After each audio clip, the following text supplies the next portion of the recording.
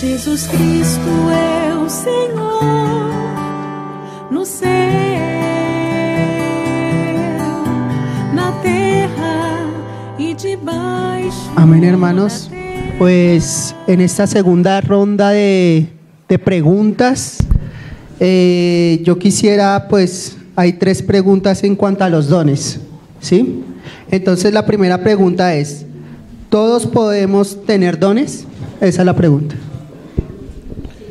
Sí, todos. Pablo es muy claro ahí en 1 Corintios, en el libro de Romanos, que así sea uno. Todos los creyentes que tienen el Espíritu Santo, Él viene con ciertas virtudes, solo que en todos no son las mismas, ¿no? Algunos tienen más, otros tienen menos. Podemos desear algunos, pero como dice ahí, la pregunta es clara: ¿todos tenemos dones? Sí, todos tenemos dones.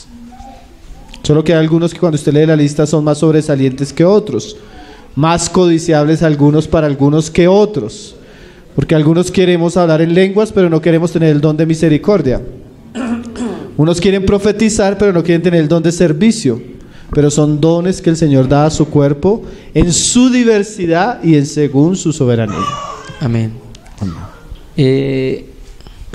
La palabra en Efesios, Corintios, compara a la iglesia con un cuerpo, ¿cierto?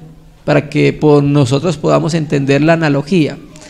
Y resulta que la iglesia, por ser en la iglesia residir el Espíritu Santo, nos compara entonces con un cuerpo, y en el cuerpo vemos que cada órgano y miembro que tenemos tiene algo que hacer, ¿sí?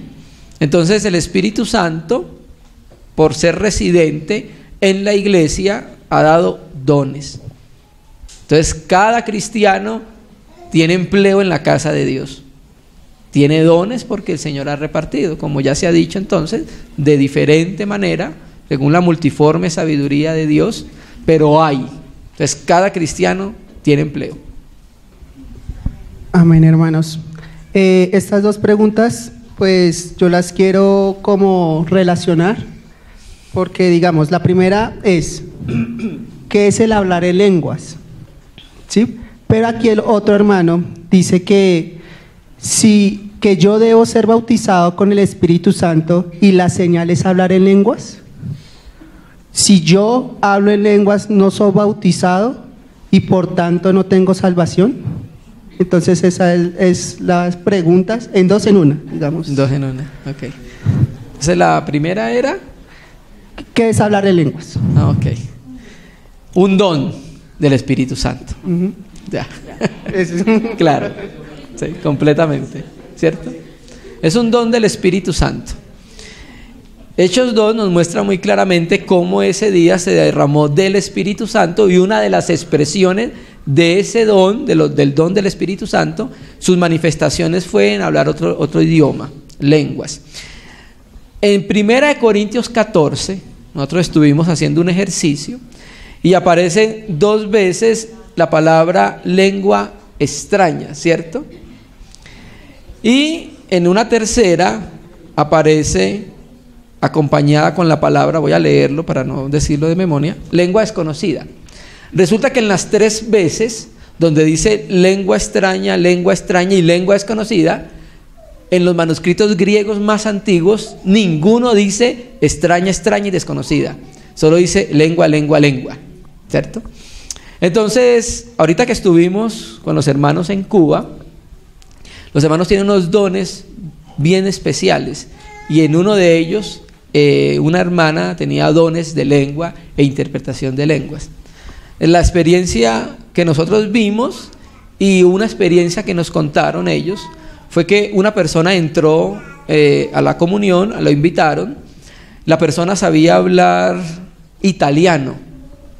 Entonces el Espíritu Santo dio una palabra en lenguaje italiano. Estoy contando la experiencia de los hermanos, y yo también vi una experiencia en un lenguaje, en lenguas e interpretación. Entonces dice que la hermana habló y la persona que sabía italiano entendió lo que le dijo la persona. Un hermano se levantó, preguntó que si alguien entendía lo que había dicho, nadie dijo nada, la persona sí entendió, pero él se quedó callado. A los días el Señor lo redarguyó y le dijo, habló con los ancianos y le dijo, yo entendí todo lo que ella estaba diciendo y todo era para mí, ¿cierto? Entonces, eso es lo que hemos visto en Hechos. Ahora hay otra posición.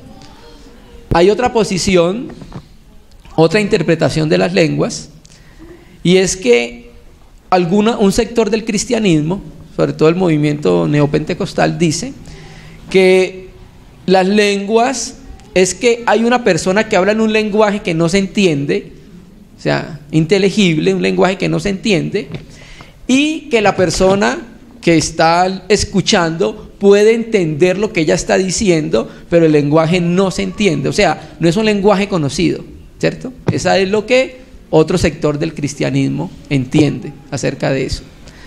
Y 3, cuando examinamos Hechos del Espíritu Santo, no todas las personas sobre las cuales vino el Espíritu Santo o salvó hablaron en lenguas. O sea que no es una regla. No todas. Examínelo y va a mirar que no en todos hubo esa manifestación. ¿Listo? Ahora, 1 Corintios 28 dice, todos hablan en lenguas. A una iglesia que tenía muchos dones, Pablo dice, no. ¿Cierto que sí? Ahora, la salvación es por el recibimiento del Espíritu Santo en el corazón de la persona. No dice la Biblia que la persona debe evidenciar lenguas para demostrar que es salvo. No, porque no todos van a hablar lengua. Entonces, lo que enseña un sector del movimiento pentecostal es que si no habla en lenguas, usted no es salvo porque es un sello de que es salvo. No, el sello de que es salvo es que Cristo está en su corazón y creyó en el Señor, se arrepintió de sus pecados. Amén, hermanos. Bueno, estos ya son temas varios, las preguntas que siguen. Bueno, entonces ya son como más específicos, no como en un tema más amplio, sino más específico. La primera es, ¿qué es la guerra espiritual?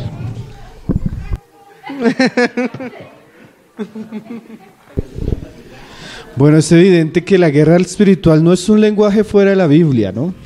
Pablo en capítulo 6 de Efesios nos dice que la iglesia es comparada como un soldado que tiene unas armas, que tiene una armadura. Entonces, ningún soldado tenía armas y armaduras para jugar fútbol, sino que ellos estaban en una guerra, ellos estaban en un conflicto. Así es evidente que el reino de Dios sufre un conflicto con el reino de las tinieblas. Y existe una guerra y una oposición entre estos dos reinos.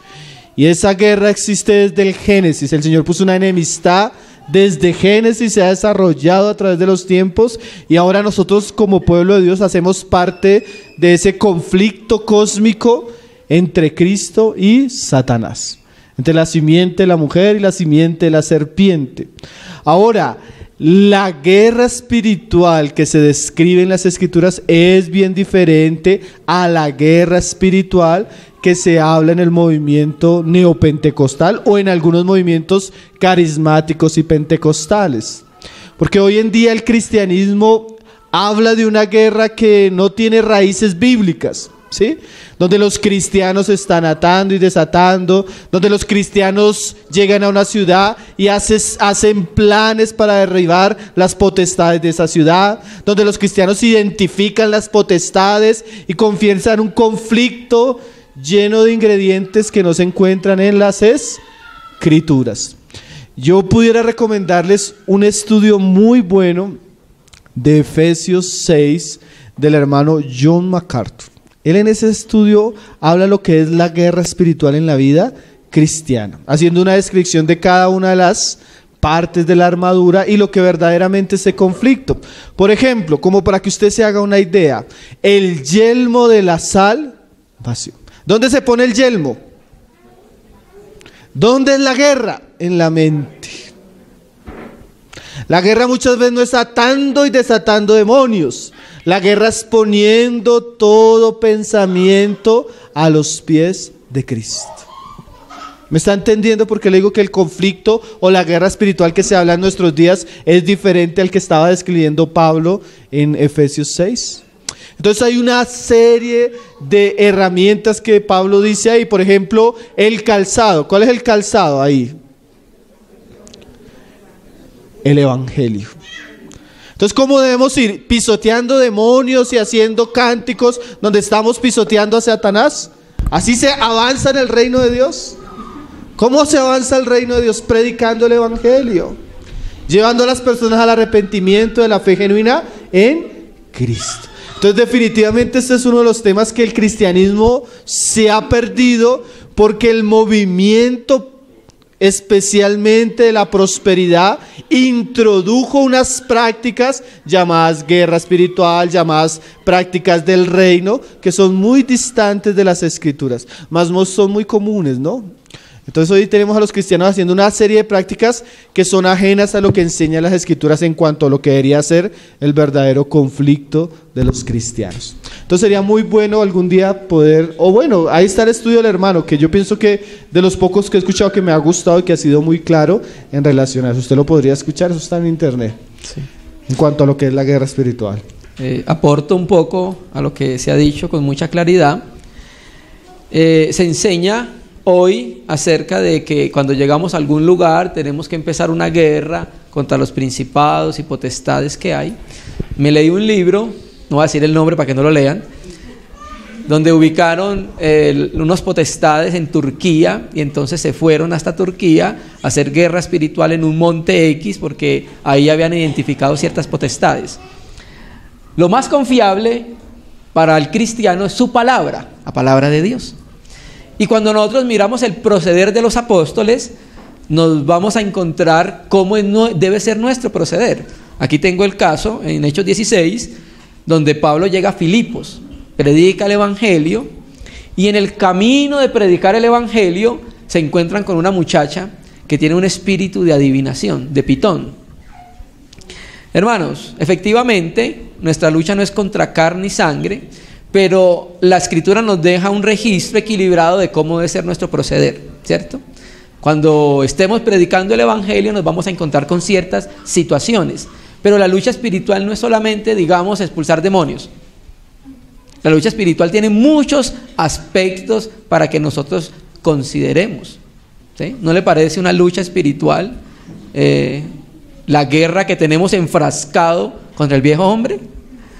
Hay muchos aspectos. Entonces es muy importante lo que decía el hermano acerca del libro que habla acerca de la armadura de Dios. Precisamente el libro de Efesios expresa varios aspectos importantes de lo que es la iglesia, y uno de ellos, para terminar, lo introduce Pablo como último ítem, mostrando efectivamente que la iglesia, aparte de ser la novia, la esposa, de ser el cuerpo de Cristo, el poema de Dios, también es un guerrero, porque recuerde, hay dos figuras muy claras, y es la de Nehemías, que con una mano iban espada y con la otra iban edificando, porque precisamente en medio de la edificación se va a dar una guerra, porque el Señor lo dijo: yo edificaré mi iglesia y las puertas del Hades. ¿Qué quiere decir entonces? Que iba a haber una lucha donde el infierno entero se va a levantar en contra del edificio de Dios, ¿cierto? Entonces es ahí donde empezamos a aplicar la panoplia de Dios, la armadura de Dios. Amén, hermanos. Este hermano o hermana les quiere preguntar: cuando no hay apóstol, ¿cómo se nombra a los hermanos ancianos? Bueno, esa es una buena pregunta. Estamos hablando Nosotros duramos 3 horas hablando de ese tema en estos días. Entonces, bueno, el nombramiento de ancianos tiene varios ingredientes que nosotros debemos considerar. Entre esos, la figura de los hermanos que tal vez trabajaron en esa iglesia y la acompañaron, que serían los obreros o apóstoles. Ahora, nosotros debemos saber que definitivamente la situación, cómo se forma la iglesia, el estado de la iglesia, el estado de la obra, va a condicionar un poco el nombramiento de los ancianos, ¿no? Nosotros tenemos ejemplos en las escrituras de algunas cosas que deben estar muy claras. Por ejemplo, la Biblia nos habla de las características de los ancianos, ¿sí? En Tito, en Timoteo. La Biblia nos habla de que ellos deben tener una vocación de Dios, ¿sí? La Biblia nos habla que ellos deben tener buen carácter, ser buenos cristianos, buenas familias, que conozcan la doctrina. La Biblia nos habla que ellos deben ser probados primero. La Biblia nos habla de que la iglesia debe reconocer el trabajo de ellos. Y la Biblia nos habla que cuando esa iglesia fue fundada por ciertas personas y ellos han acompañado ese trabajo, ellos deberían ser los responsables de ese nombramiento público. Ahora, hay casos como Jerusalén donde los obreros o apóstoles eran ancianos en Jerusalén, ¿sí? Tenemos el caso de Pedro, que dice que era apóstol, pero también dice que era un anciano entre los demás ancianos, un pastor entre los demás pastores. Entonces nosotros pensamos que en el caso donde no hay una obra, pero la iglesia local ya tiene un liderazgo conformado por hermanos que trabajan en esa obra o en esa iglesia, ellos podrían acompañar ese trabajo. Ahora, en el caso donde no hay apóstoles, el nombramiento simplemente es otro de los requisitos o otro de los ingredientes que el Señor coloca para el trabajo que una persona ya está haciendo. Puede haber un lugar donde nunca haya un nombramiento, pero si hay verdaderos ancianos, ellos tienen la madurez, ellos tienen la experiencia, ellos tienen el trabajo, ellos tienen el testimonio, ellos tienen la familia, y aunque nadie los nombre, como Dios los llamó y el Espíritu Santo los comisionó, ellos están cumpliendo una función. ¿Me hago entender? Hay lugares donde el evangelio llegó de maneras muy misteriosas. China es un ejemplo. ¿Quién podría pensar, o podríamos decir, quién nombró a Watchman Nee anciano o pastor? ¿Sí? O quién nombró a algunos misioneros que fueron a ciertos lugares y ellos comenzaron una obra, ¿sí? Entonces los ingredientes del Nuevo Testamento, pienso yo personalmente, que aunque nos dejan el diseño de Dios, deben ser aplicados también en ciertas condiciones donde se pueda llegar. Y nosotros debemos saber que la iglesia, yo pienso algo parecido a lo que pensaba John Nelson Darby, que él decía que de alguna manera la iglesia está en una ruina donde es imposible que ella vuelva a su normalidad en plenitud. Y eso es cierto, hermanos. Si nosotros hablamos de unidad, por ejemplo, en nuestra localidad, ¿cuántas iglesias hay? ¿Cuántos hermanos hay? En nuestro país, ¿cuántas iglesias con tanta diversidad, dificultades? Entonces, llegar a pensar que va a haber una normalidad según el Nuevo Testamento, yo pienso que sería un idealismo que es casi imposible en su generalidad. Ahora, en la medida que crezcan las iglesias, que en las iglesias hayan hombres de Dios, en la medida que Dios envíe, en la medida que esos hombres que sean enviados trabajen en nuevos lugares, edifiquen en esos nuevos lugares, esas figuras van a ser restauradas. Pero yo pienso que en nuestros tiempos tenemos no solo una ruina en el aspecto de la obra, sino en las mismas iglesias locales. Entonces Dios necesita restaurar muchos aspectos en medio nuestro, restaurar el gobierno, restaurar los roles de la familia, restaurar el evangelismo, restaurar una serie de cosas que en la medida que Dios comience a restaurar su iglesia, esas figuras que encontramos en el Nuevo Testamento van a ser cada vez más visibles. Entonces, ¿qué le aconsejaría a una iglesia local que está en una situación como esa? No hay ancianos, no hay obreros que los puedan acompañar o que hayan fundado esa iglesia o que tengan el testimonio en la región de que son obreros. Entonces, las cosas que son de Dios muchas veces Él las comienza a hacer por el Espíritu en lo personal. Los ancianos son llamados primeramente por el Espíritu de Dios. Y eso es evidenciado a través de una obra de Dios en su corazón, a través de un encargo en la palabra, a través de una madurez en la vida, a través de una familia que corresponda a eso y a través de un trabajo local, ¿sí? Nosotros podemos tener un trabajo de varios años sin ser nombrados, pero ese trabajo va a dar evidencia que es necesario que haya un nombramiento, porque ya todos ven que realmente nosotros tenemos el perfil y cumplimos el trabajo que Dios nos ha encomendado de pronto de pastorear y dirigir una iglesia. Ahora, como necesitamos orar que Dios restaure la normalidad de la iglesia, también necesitamos orar para que Dios restaure una normalidad en la obra, donde encontremos figuras como Pablo y el equipo de Pablo trabajando en una región, que Dios los usa fundando iglesias nuevas, que Dios los usa edificando esas iglesias, que Dios los usa acompañando esas iglesias para que ellos tengan la autoridad y el trabajo para poder acompañar aún en el nombramiento de esos hombres que han de cuidar esa iglesia. Entonces yo pienso que es una pregunta compleja, tal vez también por la situación en la que se encuentra la iglesia en nuestros días, en nuestro país, pero que en la medida que el Señor va trabajando y normalizando, vamos a ver cada vez más eso. Ahora, también pienso que sería una irresponsabilidad nombrar ancianos cuando las personas, aunque tengan la figura del apóstol, los ancianos no correspondan con todo el perfil bíblico. Una persona que no tenga una buena familia, no tenga una doctrina clara, no tenga un llamamiento por el Espíritu Santo, no tenga un trabajo previo, nombrarlo sería causarle un gran problema a la iglesia también. Porque la responsabilidad espiritual de pastorear una iglesia no es para cualquiera. Tienen que ser hombres llamados por el Espíritu Santo. Entonces no es un asunto que sea tan sencillo ni que se va a producir de una manera tan superficial. Ahora, ¿qué tenemos nosotros en el corazón? Pienso yo, tener la oportunidad de trabajar en los hermanos, invertir tiempo en los nuevos creyentes, capacitar a los nuevos varones de la iglesia, doctrinalmente, familiarmente, para que ellos crezcan, porque realmente también nosotros nos damos cuenta que la obra beneficiaría más las iglesias invirtiendo en la preparación de ancianos que en más que en su nombramiento. No sé si me hago entender, hermanos. Nadie se pone en un oficio si no está preparado antes. Y muchas veces nosotros queremos nombrar sin preparación. Entonces nosotros deberíamos orar para tener ese encargo de preparar más hombres al ministerio, para que estén adecuadamente llenos de todo lo que ellos necesitan para cumplir una labor que realmente es una labor que se necesita cada vez más en medio nuestro. La pregunta es si no hay apóstol, ¿cómo se nombrarían los ancianos? Cuando nosotros examinamos la Escritura, sobre todo el Nuevo Testamento, donde está este ambiente, vemos que no todos los que estaban con Pablo eran apóstoles, ¿cierto que sí? Eran compañeros de la obra, ¿cierto?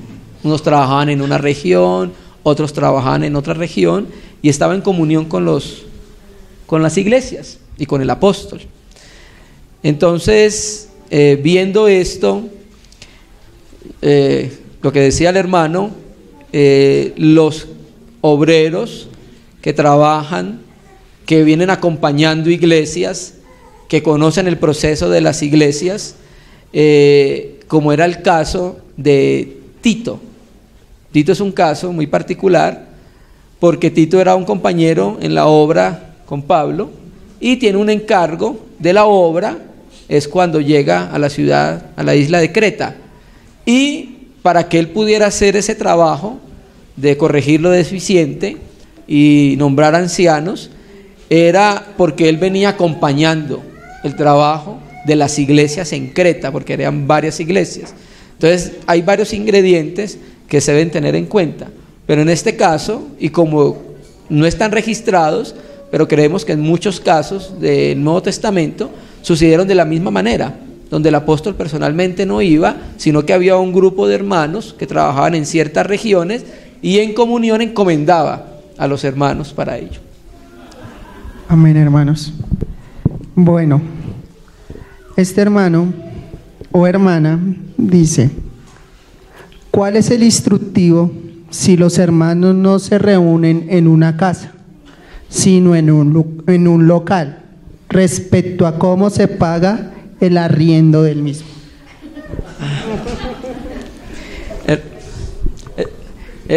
Aquí la iglesia, parte de la iglesia en Ciudad Bolívar y parte de la iglesia en Villavicencio, porque no somos toda la iglesia en Villavicencio y no somos toda la iglesia en Ciudad Bolívar, ¿cierto? Parte de la iglesia. Estamos entrando en lo que estamos viendo ahorita. Cada iglesia, a medida que va caminando, va percibiendo cómo debe empezar a hacer las cosas. Pero generalmente cada asamblea tiene una bolsa donde recoge ofrendas y lo más natural es que la misma iglesia pueda solventar los gastos que ella necesita para su normal funcionamiento, ¿cierto? Cuando estábamos reunidos en la casa, pues no generaba ningún costo, ningún gasto, pero ya no podemos meter 100 personas en la casa. Eso nos va a generar un costo, una responsabilidad, y pues pensaría que lo que se recibe en cada iglesia local se debe apartar para suplir las necesidades de la iglesia, de lo que la Biblia enseña. Amén. Yo pienso que eso es lo normal, ¿no? No solo en cuanto al alquiler del lugar. Muchas cosas. La iglesia, de las ofrendas que se recoge, debe costear los gastos que tiene una iglesia, ¿no? Entonces eso sería lo normal en cuanto a eso. Amén, hermanos. Ahora, para eso tiene que haber una administración de ofrendas, hay unos encargados y se deben recoger ofrendas, ¿no? Que eso sería lo normal de las iglesias que nosotros encontramos en el Nuevo Testamento. Amén, hermanos. Bueno, esta dice: ¿cómo fue que se generaron los pueblos de gigantes? ¿Cómo los refaítas, sabiendo que estos pueblos surgieron después del diluvio, y a la luz de la palabra los únicos sobrevivientes fueron Noé y su familia, teniendo en cuenta que estos pueblos son combinación de los Nefilín y el hombre? Hay varias respuestas. Esta es una pregunta que tiene varias respuestas, que en su mayoría, hermanos, yo pensaría que son especulativas, porque hay cosas que la Biblia no responde claramente. Entonces las varias posiciones son especulaciones en cuanto a la evidencia que hay en la Biblia.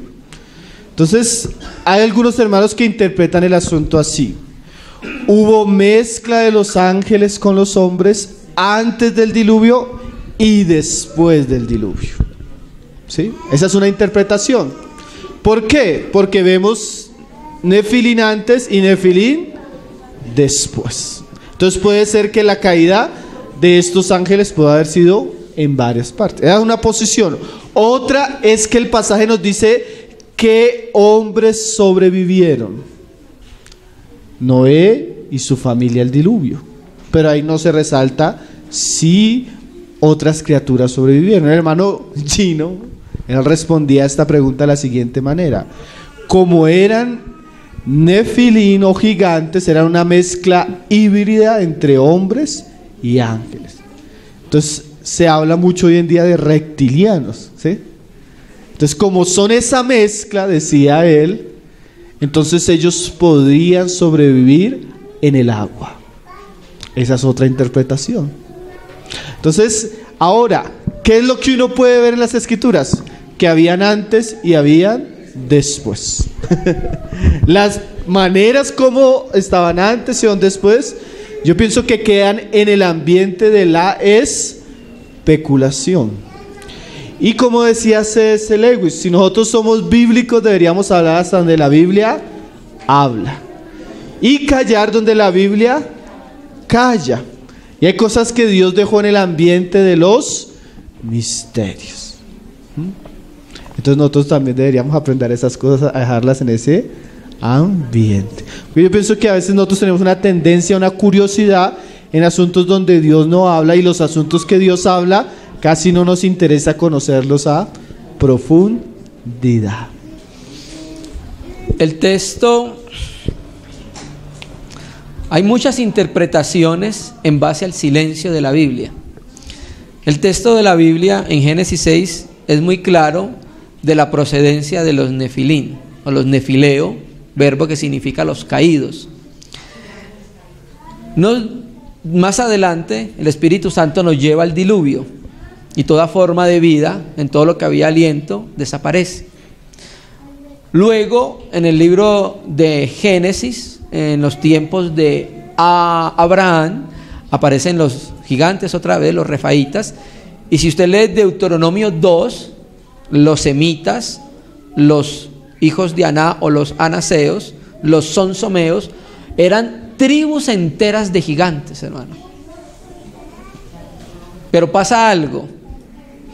El texto no dice cómo aparecieron después del diluvio. El texto dice, en los tiempos de Noé, presenta algunas evidencias, viendo los hijos de Dios que las hijas de los hombres eran hermosas.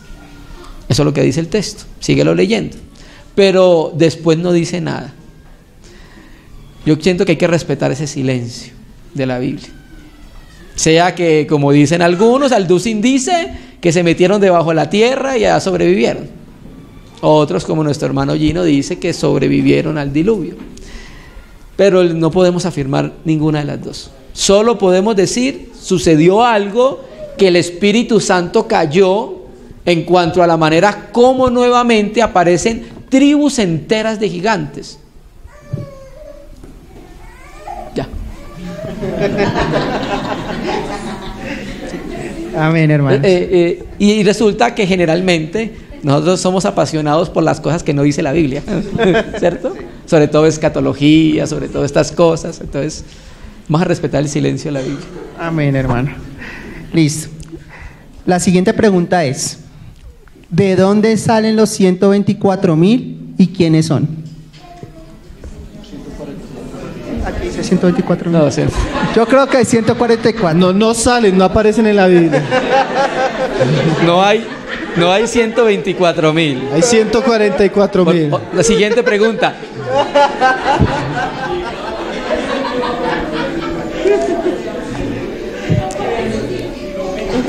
Yo pienso que el pasaje de Apocalipsis, nosotros debemos leer Apocalipsis de la manera que Dios lo inspiró, ¿no?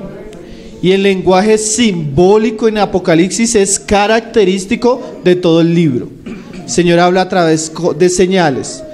Pero lo que nos dice Apocalipsis, al hacer diferencia de estos 144,000, que 12,000 son de cada una de las tribus de Israel, es mostrándonos prácticamente lo que dice el libro de Romanos en el capítulo 10 y 11.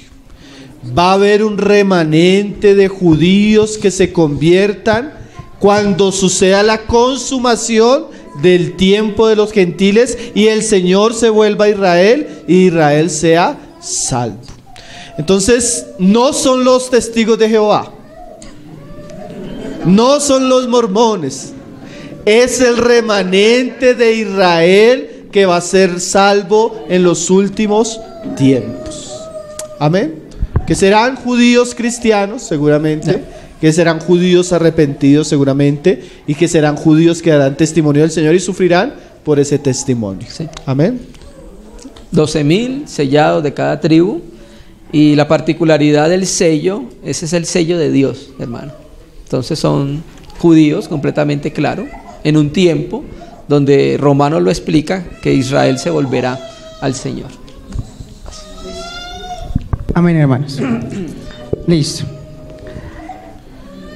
Esta pregunta dice así: el Señor tiene una esposa, ¿la novia va a reinar con él?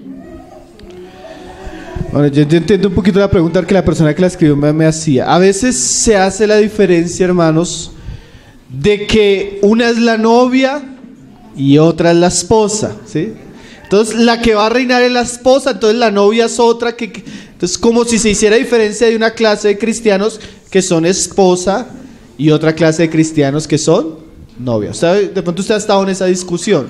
Yo pienso que la pregunta está relacionada a ese asunto. Y lo que nosotros debemos entender, que a veces no se entiende, es que el Señor, para representar el reino de los cielos, Él usa varias figuras, que son figuras complementarias de realidades espirituales. ¿Cómo así? A veces la iglesia es comparada con siervos, a los que se le entregó unos bienes. A veces la iglesia es comparada con vírgenes que están esperando el acontecimiento de una boda. A veces la iglesia es comparada con una tierra. Pero nosotros debemos entender que esas figuras o parábolas solo enriquecen el conocimiento del reino de los cielos. ¿Qué quiere decir eso? Entonces, si el cristiano es siervo, ¿no es esposa? Si el cristiano es virgen, entonces no es esposa. ¿Sí está entendiendo la pregunta? El cristiano, por un lado, él es siervo. Por otro lado, él es una figura de una esposa. Por otro lado, es una figura de un amigo. Por otro lado, es la figura de un trabajador. Por otro lado, es la figura de una casa. ¿Me está entendiendo? Pero cada una de esas figuras representan una realidad espiritual que el Señor quería mostrar en una parábola. Entonces, la de la boda representa que sí, la iglesia algún día se va a casar con Cristo. La de las vírgenes sensatas representa unas mujeres que están a la expectativa de un gran acontecimiento. Otra realidad. La de los siervos, unos hombres que se dejaron acá para trabajar mientras su Señor viene, y cuando Él venga les va a pedir cuentas. Entonces, cada una de estas parábolas representa una realidad espiritual que debe ser entendida en su contexto. Porque ese es uno de los problemas que nosotros tenemos al interpretar las parábolas. Las sacamos de su contexto y le quitamos su enseñanza y la mezclamos a veces con otras parábolas. ¿Sí? Porque entonces habría contradicción, porque en una parábola dice que a mí me dio una mina, y a otro otra mina, y a otro, pero en una parábola dice que a uno le dio 10 talentos, a otros 5 talentos, y a otros 2 talentos. O sea, en un lado me dice que a todos les dio lo mismo, y en otro lado me dice que a uno les dio más y a otros menos. ¿Se contradicen? No, se complementan. Porque hay aspectos de la vida cristiana que a todos nos dio lo mismo. Todos tenemos el Espíritu Santo, todos tenemos a Dios el Padre, todos hemos sido bautizados con el mismo bautismo, todos tenemos la misma salvación y la misma fe. Pero en otros aspectos no todos tenemos lo mismo. A algunos se les dio más dones, otros se les dio más, otros entendieron más. Entonces al que más se le da pedir. Entonces esos aspectos diferentes de las parábolas son complementarios y generalmente muestran muchas realidades espirituales que el Señor quiso enfatizar. No sé si... 2 Corintios 11:2. Porque os celo con celo de Dios, pues os he desposado con un solo esposo para presentaros como una virgen pura a Cristo. Amén, hermanos. Bueno, esta pregunta yo creo que la hizo un niño. ¿Quién creó a Dios? ¿Nos podemos esconder de Dios? Nadie creó a Dios. Sí, según la visión bíblica cristiana de Dios, Dios es un ser eterno. Por ende, Él no tiene comienzo ni fin de días. Por ende, Él siempre ha existido y Él es anterior a todas las cosas. Entonces, lo que nuestros niños necesitan entender cuando hacen esas preguntas es los atributos de Dios. Y uno de esos atributos, claro, que enseña las Escrituras, es que Dios estaba antes de todas las cosas. La Biblia enseña de que Dios es un ser eterno.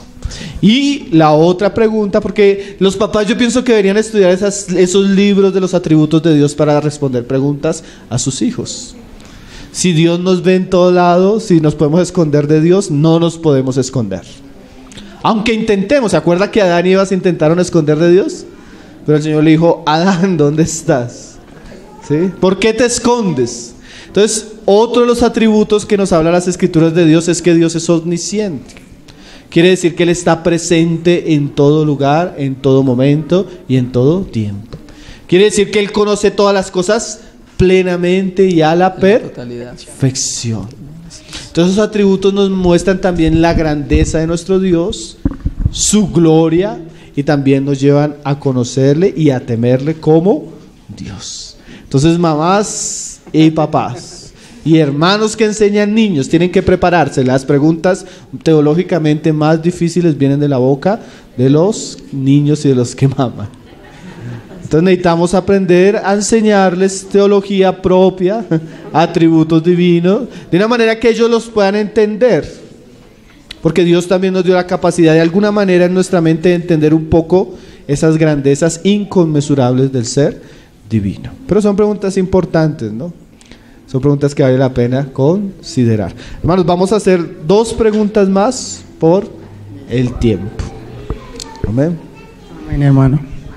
Entonces, si no salió sus preguntas, las vamos a guardar porque ahorita vamos a comenzar a hacer un programa, oren por nosotros, de respuestas de tesoros cristianos semanal. Entonces ahí vamos a ir dejarlas para el baúl de las preguntas que vamos a estar respondiendo el próximo año. Amén, hermanos. Listo. Entonces, ¿cuántos días duró Job con la prueba? ¿Cuál fue la razón por la que Job hizo pacto con sus hijos? Por sus. Aquí, bueno, sí. Según los primeros versos de Génesis 1, la tierra se tornó desordenada y vacía. ¿Cuál fue la razón de este suceso?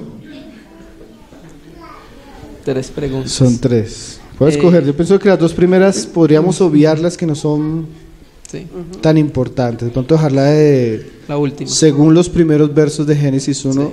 la tierra se tornó desordenada. Y escoge Algo otra. así. Sí, escoger otra. Pero puedes responder eso, ¿no? Sí.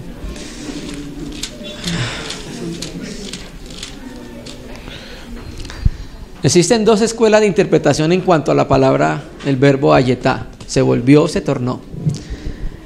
Hay 2 traducciones, la Biblia textual, la tercera edición, y está la versión recobro, no sé si la han escuchado, del Antiguo Testamento.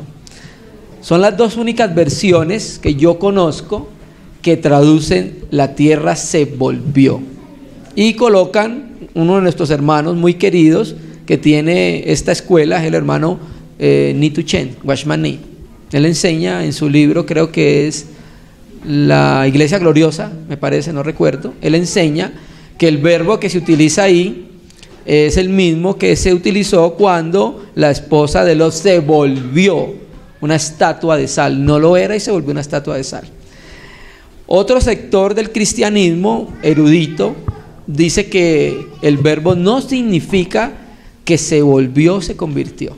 Entonces, unos dicen que se convirtió o se volvió es por causa de un juicio que se hizo contra las huestes celestiales por la rebelión de Lucero. Pero el texto no lo dice. Listo. Y la segunda es que Dios estaba empezando a formar las cosas. Unos se apoyan en la interpretación que se volvió, es porque Isaías dice que Él no creó la tierra para que estuviera desolada y vacía, y utiliza casi las mismas palabras.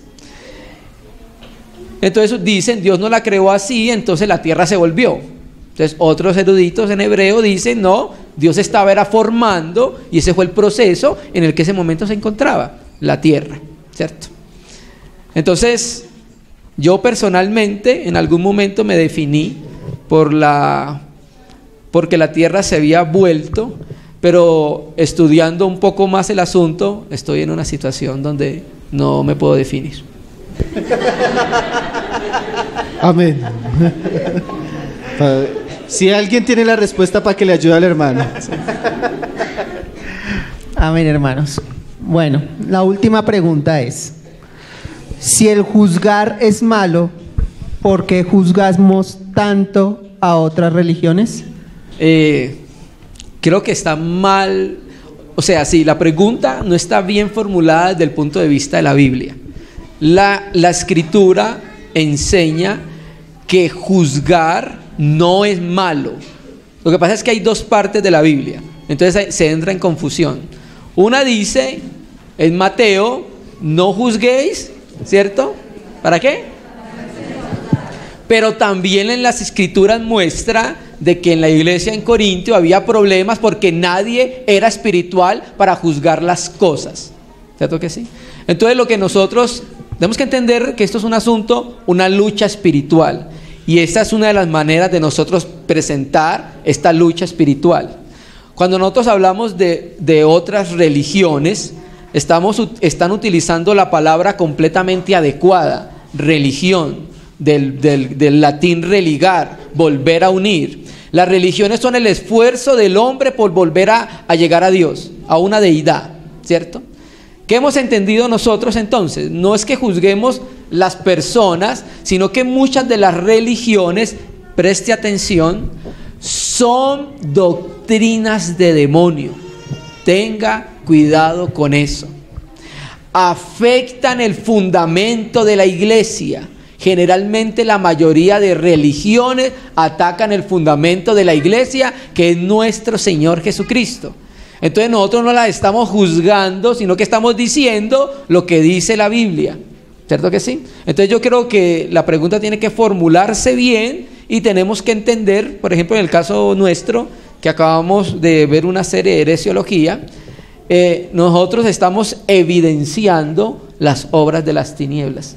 Entonces yo creo que hay que establecer bien la distancia y la brecha y poder entender qué es juzgar cuando se refiere a eso. Nosotros estamos estudiando con los hermanos acá en la localidad el Evangelio de Lucas, y ese fue uno de los temas que estudiamos hace tal vez 20 días, el versículo de no juzguéis para no ser juzgados. Y cuando usted estudia el versículo completo, primero que todo Jesús está tratando el espíritu hipócrita de los religiosos. ¿Cuál era el espíritu hipócrita de los religiosos? Que ellos veían el pecado en los demás y no veían el pecado suyo, porque eso está ligado a unas palabras. Hipócrita. ¿Cómo vas a quitarle la paja del ojo a tu hermano cuando tú tienes una viga grande? Saca primero la viga de tu ojo y entonces, pudiendo ver, podrás ayudar a tu hermano. Entonces, ese no juzgar habla de la actitud severa del hombre religioso que quiere tratar el pecado en los demás, pero no quiere tratar el pecado suyo. Que quiere volverse juez de los demás solo con el fin de manifestar que él es mejor que los demás, pero no tratar el suyo. Entonces, en ese contexto el Señor dice que no debemos hacer ese juicio. En ese contexto de religiosidad, de soberbia y de creernos mejor que los demás. Pero el mismo pasaje es interesante, que dice que cuando usted trate lo suyo, usted va a poder tratar de ayudar a su hermano. Ese es el contexto de ese versículo. Pero la Biblia en otros contextos nos manda a juzgar. El hermano decía 1 Corintios, donde hay problemas entre los hermanos y no hay quien juzgue. En otros contextos la Biblia ve que muestra a los apóstoles juzgando. Por ejemplo, tenemos al apóstol Pablo juzgando severamente a los judaizantes y poniéndolos bajo la maldición de Dios porque ellos pervirtieron el evangelio. Entonces vemos que Pablo está haciendo un juicio severo contra la falsa doctrina, porque la falsa doctrina pervierte las iglesias.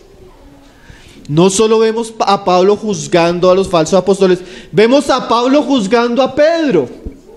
¿Recuerda el pasaje? Porque él se comportó de una manera que él estaba, ¿qué? Manchando el evangelio. Entonces hay cosas que sí debemos juzgar. Es más, la Biblia nos manda a juzgarlas. Por ejemplo, 1 Corintios, Pablo manda a la iglesia a juzgar el pecado en uno de sus miembros. Pablo manda a los Gálatas a juzgar la falsa doctrina de los judaizantes. ¿Sí me está entendiendo? Jesús reconoce en Apocalipsis 2 y 3 que una iglesia probó a los apóstoles y los halló mentirosos, a unos falsos apóstoles, claro. Entonces la Biblia no anula ni el criterio personal del individuo para juzgar ciertas situaciones, porque si Dios nos hizo a imagen y semejanza a Él, podemos dar criterios y dar juicios. La Biblia no nos manda a ser tolerantes con la falsa doctrina, con las falsas prácticas, con los pecados y mucho menos con las falsas religiones. El contexto de no juzguéis es un contexto de relacionamiento entre hermanos, donde un hermano quiere tratar el pecado de otro cuando él tiene peores cosas. Ahí sería un acto sumamente hipócrita tratar el pecado de otro. Pero en otros contextos la Biblia no solo nos llama, sino a veces aplaude cuando los cristianos, las iglesias y mismo los apóstoles trataron seriamente cosas que son dignas de ser juzgadas. Ese no juzguéis ha causado un gran mal en su mala interpretación en la iglesia de nuestros días, tanto que se tolera el pecado, falsos predicadores, falsas prácticas, se tolera el mundo y se anula la responsabilidad de los creyentes de tener criterios dirigidos por la palabra, por el Espíritu y por la doctrina para no tratar ciertos asuntos que deberíamos tratar. aceptar. Yo pienso que Satanás, malinterpretando ese pasaje, ha causado mucho mal en nuestra generación. Y muchos cristianos son culpables de usar ese versículo fuera de contexto, queriendo quitar la responsabilidad que otros tenemos de juzgar cosas que la Biblia juzga. Amén. Amén. ¿Vemos por qué es tan importante la buena interpretación de la Biblia? ¿Sí? Estamos entendiendo con esto que estamos viendo acá, porque hay veces hay un esfuerzo en tratar de poder interpretar correctamente un texto de la Escritura, porque una mala interpretación, mire lo que nos da como resultado, ¿cierto? Primera Corintios 5, 3: ciertamente yo como ausente en cuerpo, pero en presente en espíritu, y ya como presente he juzgado al que tal cosa ha hecho. Pablo, pero ¿usted no ha leído lo que dice Mateo? No juzguéis para no ser juzgado. ¿Sí entendemos? Sí. La iglesia está en la obligación de hacerlo, ¿cierto? Entonces hay que partir desde el punto de vista de una correcta interpretación de Mateo 7. Sí. Para poder, cuando se interpreta correctamente Mateo 7, el resto de la escritura en relación con ese tema va a abrirse en el corazón nuestro. Y vamos a entender nuestra posición en cuanto a ese tema.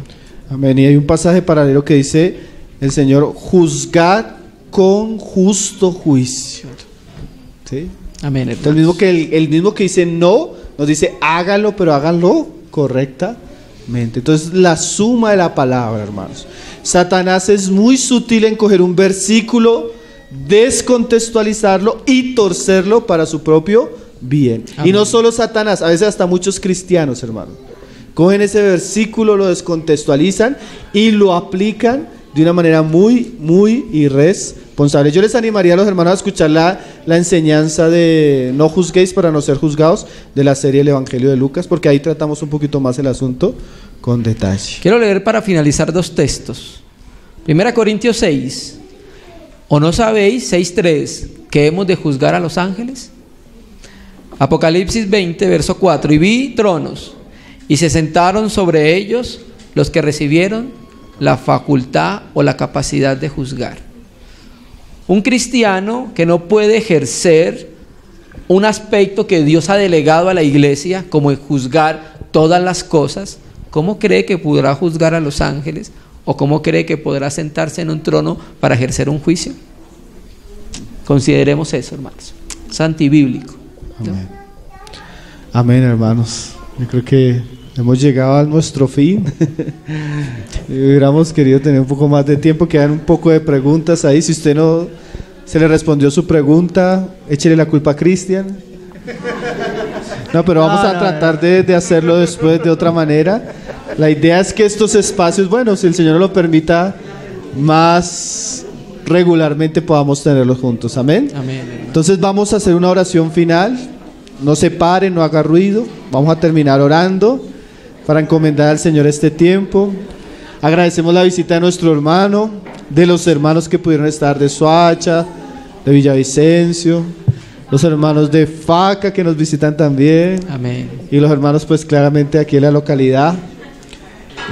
Bueno, a veces hay que tener un poco de disposición y de anhelo para estos espacios, ¿no? Amén, hermano. Más gracias al Señor que nos da ese deseo.